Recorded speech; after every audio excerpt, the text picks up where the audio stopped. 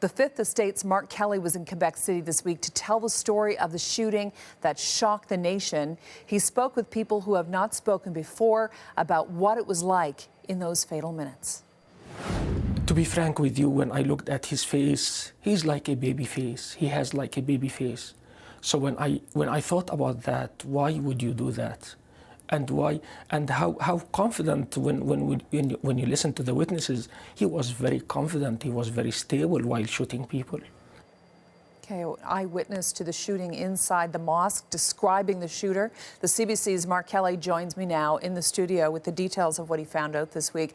Mark, first of all, what are witnesses telling you about what happened? Well, we heard some chilling stories, Carol, from what it was like in those moments inside that mosque when the shooter walked in.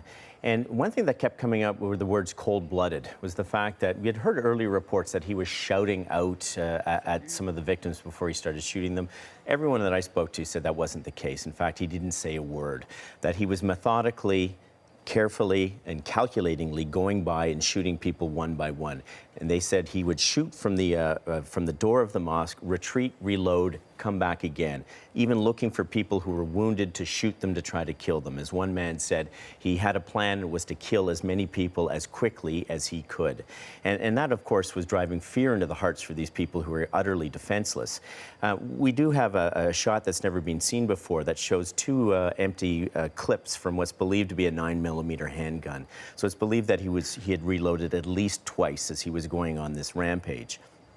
But it also was just the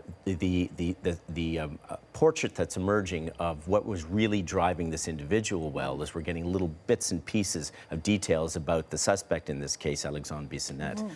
Okay, and what are you finding out about him? Well, certainly that we're looking at a guy, when we spoke to people who'd gone to school to him, I mean, I'd seen in reports that had come out in the media that he'd been bullied, but not to the extent that we actually learned about. I mean, when we're talking about high school years for this guy, we spoke to a couple of former classmates who talked about the fact that he was bullied relentlessly. This wasn't a one-off.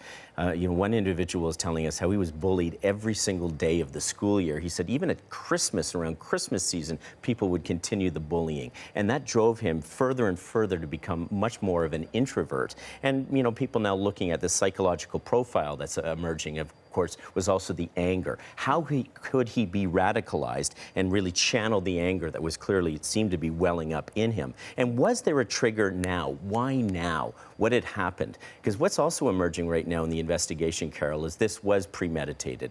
I spoke to a couple of people who had seen him at the mosque on the Thursday and the Saturday prior to the Sunday shooting. So that this wasn't that there was one event that he decides to go out on Sunday, that clearly this was a planned attack. Mm-hmm. And was there anything investigators want to look at now that they had actually missed in their investigation? Yes, he was online. Yes, he was being radicalized online with some of these far right-wing groups, but there are so many people out there that doesn't turn them into a potential mass murderer. What was that difference? That's what police are looking at right now. Okay, and through the charges, and these are their allegations, how is the mosque preparing? Was the mosque preparing for an attack like this? Well, this is the thing that really came out in our investigation that I found surprising, Carol. First, we found out that there were at least 7 incidents in recent years involving that particular mosque where police had been called in. And one by one, what they did at the mosque is they started adding these surveillance cameras. So one by one, up to the fact now they had 8 cameras in place. Those cameras, of course, are going to be critical in the case that's brought against Alexandre Bissonnette, the footage that will be released, because when I spoke to officials at the mosque, all of those cameras were working on that Sunday night, the night of the massacre.